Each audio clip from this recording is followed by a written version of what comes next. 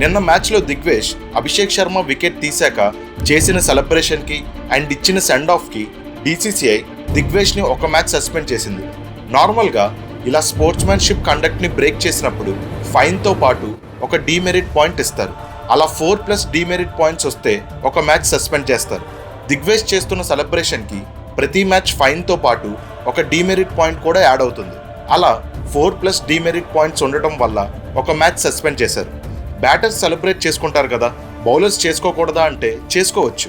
బౌలర్స్కి aggression ఉండడం మంచిదే, కానీ అది అపోజిషన్ ప్లేయర్ని డిస్రెస్పెక్ట్ చేసేలా ఉండకూడదు.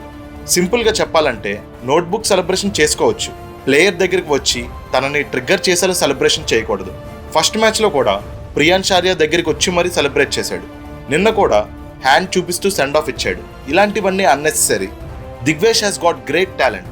తను ఈ సీజన్ ఎల్ఎస్జీకి చాలా మంచి find. But talent without discipline is nothing.